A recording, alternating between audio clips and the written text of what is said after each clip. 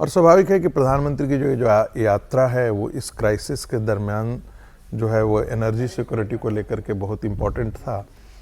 पश्चिमी एशिया के अंदर जो है वो यूएई के साथ संबंधों को अपना प्रगाढ़ करना था, और जैसा कि आपने शुरू में कहा था और जिक्र किया था कि भाई एक बैलेंस करने की बात थी कि कैसे इनको बैलेंस किया जाए। जब हम यूरोप में प्रधानमंत्री जी पहुंचते हैं तो यूरोपियन यूनियन के साथ फ्री ट्रेड की बात को संदर्भ में ध्यान में रखते हुए तो नीदरलैंड एक बड़ा डेस्टिनेशन हमारा बन जाता है। उसका इन्वेस्टमेंट भी हमारे यहाँ बहुत है, और सेमीकंडक्टर और इन सब सारी चीज़ों को लेकर के, टेक्नोलॉजी को लेकर के जो है वो प्रधानमंत्री जब इंडियन डायस्पोरा को आप देखेंगे कि प्रधानमंत्री की जितनी विदेश यात्राएं होती हैं लगभग वो सभी जगह उनका एक संवाद इंडियन डायस्पोरा के साथ होता है। ये बात इसलिए इम्पॉर्टेंट हो जाती है कि जो चाइनीज़ डायस्पोरा था वो दुनिया में सबसे ज़्यादा एक्टिव डायस्पोरा माना जाता है जी। और इंडियन डायस्पोरा एक ढंग से पहले बहुत इनएक्टिव हुआ करते थे। एक गोपियों करके संस्थान हुआ करती थी जो राष्ट्रीय स्वयंसेवक संघ से प्रेरित संस्थान होते हैं। 1993 की एक बैठक थी यहीं दिल्ली के ताज होटल में, पहली बार उससे मेरा परिचय हुआ था 1993 में जब अगस्त वगैरह के महीने में यहीं पर गोपियों। और जब अटल बिहारी वाजपेयी की सरकार बनी तो अप्रवासी भारतीय दिवस वगैरह मनाया जाने लगा, और नरेंद्र मोदी ने उस चीज़ को गति दी है। और आपको ध्यान में होगा हम कल भी जिक्र कर रहे थे कि हमारे ऊपर, और प्रधानमंत्री जी ने भी जिक्र किया था कि हमारे ऊपर इतना सैंक्शन लगा पोखरण के बाद, लेकिन वो इंडियन डायस्पोरा तो जो आपके साथ आकर के खड़ा हुआ और कहा कि आपको जो इन्वेस्टमेंट की ज़रूरत है, करेंसी की, हम हर तरीके से इंडियन डायस्पोरा मदद करने के लिए तैयार हुआ। आज भी प्रधानमंत्री यदि जा रहे हैं तो इंडियन डायस्पोरा को कहीं ना कहीं से वो प्रेरित करने के लिए जा रहे हैं। ये क्राइसिस का वक्त है और क्राइसिस में कितना भारत को मदद की जा सकती है उनके द्वारा से, और इस क्राइसिस में यूएई भारत के लिए कितना बड़ा पार्टनर बनकर साबित हुआ है, उससे जुड़ी हुई खबर आपके सामने रख दूं। संयुक्त अरब अमीरात नीदरलैंड जाने से पहले प्रधानमंत्री नरेंद्र मोदी यूएई गए थे। वहां के राष्ट्रपति शेख मोहम्मद बिन जायद अल नहयान से उन्होंने मुलाकात की, और दोनों नेताओं की बातचीत के बाद भारत और यूएई के बीच स्ट्रैटेजिक डिफेंस पार्टनरशिप एग्रीमेंट भी साइन हुआ। इस समझौते के तहत भारत और UAE defence sector, cyber security, counter terrorism, innovation के क्षेत्र में मिलकर काम करेंगे। इसके अलावा यूएई भारत के स्ट्रैटेजिक पेट्रोलियम रिजर्व को बढ़ाने में भी मदद करेगा।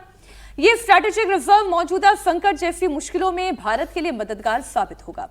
अब कैसे होगा वो आप समझिए। यूएई ने भारत को एलपीजी के लॉन्ग टर्म सप्लाई का वादा किया है।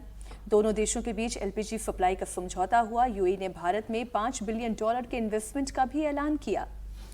और इससे ज्यादा महत्वपूर्ण बात तो यह है जो एनर्जी सिक्योरिटी को लेकर डील हुई, इसमें सबसे ज्यादा अहम है स्ट्रैटेजिक पेट्रोलियम रिजर्व को बढ़ाने को लेकर।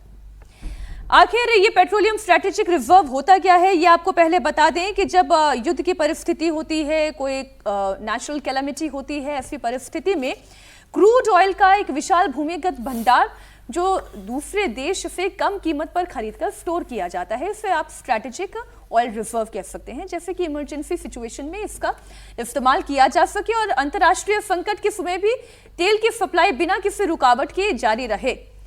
तो भारत में जो इस वक्त विशाखापट्टनम, मैंगलुरु, पादुर और जो कुल क्षमता जो है, जो हम आपको बता रहे हैं 5.33 मिलियन मीट्रिक टन की ये हमारी कुल क्षमता है, हमारे पास पेट्रोलियम ऑयल रिजर्व है। स्ट्रैटेजिक ये और बढ़ने जा रहा है।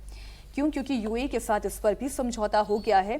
और ये इंटरेस्टिंग इसलिए विजय जी कि ये डील इतनी महत्वपूर्ण है कि यूएई अपना तेल जो है वो भारत में रखेगा स्ट्रैटेजिक रिजर्व के तौर पर। भारत इसे इस्तेमाल कर सकता है जब उसे जरूरत पड़ती है। इतना ही नहीं, इसके रख रखाव, इसको क्योंकि हमारे पास रखा जा रहा है तो इसका मेंटेनेंस सब कुछ यूएई ही वहन करेगा, इसका खर्च। ये जो स्ट्रेटेजिक पार्टनरशिप हुई, कल भी हम लोग चर्चा कर रहे थे यूएई को लेकर, भारत और यूएई के रिश्ते पर बड़ा काम हुआ है और एक विश्वास है। और ये जो आप स्ट्रेटेजिक ऑयल रिजर्व की बात कर रहे हैं, स्ट्रेटेजिक ऑयल रिजर्व हमारा कितना है वो सब है, लेकिन जो यूएई ने अपना तेल स्ट्रेटेजिक रिजर्व के तौर पर भारत में रखना, ये विश्वास को बताता है, ये ट्रस्ट की बात है। बिल्कुल। मतलब इसको दूसरे तरीके से हम लोग कितना कर रहे हैं, वो कितना कर रहे हैं, एलपीजी कितना बेच रहे हैं, लेकिन आप अपना रिजर्व आपके यहाँ पर रख रहे हो। और ये उस समय महत्वपूर्ण है जब आप यदि दुनिया में देखें तो अभी जैसे प्रधानमंत्री जी ने 2-4 दिन पहले जिक्र किया गोल्ड को लेकर जी, तो गोल्ड को लेकर क्या हुआ, पूरी दुनिया में गोल्ड का ज़्यादातर रिजर्व यूएस में रखा जाता है, दुनिया भर के देशों का। अभी तक ऐसा हो रहा था कि दुनिया भर के देशों का गोल्ड रिजर्व और डॉलर्स मोटे तौर पे यूएस में ज़्यादातर रखा जा रहा, और अब दुनिया भर के देश, भारत समेत, चाइना, भारत और जो देश हैं, रशिया, उन्होंने वहाँ से अपना रिजर्व, गोल्ड का रिजर्व वापस अपने यहाँ ले लिया।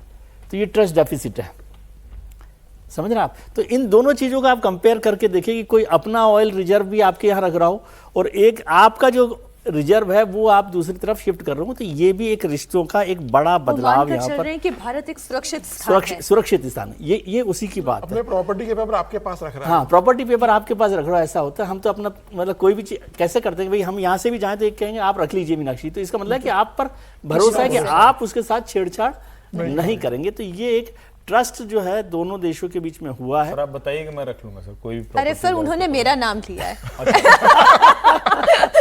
लेकिन इस खबर पर नेदरलैंड पर टिप्पणी- एक और इम्पोर्टेंट बात जी, करना, जी, नहीं, ये तो इम्पोर्टेंट है, लेकिन नेदरलैंड में अभी प्रधानमंत्री आप बोल रहे थे अपने कि बगल में होने का फायदा मत उठाइए, हम दो लोग भी इधर हैं। सर मैं बीच में हूँ, तो यहाँ मौजूद उसमें हूँ। प्रधानमंत्री ने एक इंटरेस्टिंग बात कही, आज की तारीख में वैसे ही याद कर रहा था कि 16 मई प्रधानमंत्री ने भी वहाँ पर याद किया जी अभी उस भाषण में कि 16 मई 2014 को रिजल्ट आए थे लोकसभा के, लोकसभा के और उस समय भारतीय जनता पार्टी की सरकार बनी पहली बार, मतलब एक बड़े बहुमत के साथ, स्पष्ट बहुमत के साथ, उसको प्रधानमंत्री याद कर रहे थे। अब नेदरलैंड से और भारत के रिश्तों में क्या है कि जो हमारा सबसे बड़ा फोकस वहां पर है वो है चिप को लेकर और सेमीकंडक्टर को लेकर, जो आज की सबसे बड़ी जरूरत है। 2.5 लाख करोड़ रुपए का जो हम ट्रेड नेदरलैंड के साथ कर रहे हैं, उसमें यदि सेमीकंडक्टर्स आ जाते हैं और नेदरलैंड तैयार है हमें इन्वेस्ट करने के लिए भी, तो वहाँ का भारत और नेदरलैंड का एक रिश्ता लंबे समय से रहा है। डच जो सर पूरी बातें इतनी civilization को सारी लेकर। थी करने के लिए, क्योंकि प्रधानमंत्री नरेंद्र मोदी का ये संबोधन भी महत्वपूर्ण था।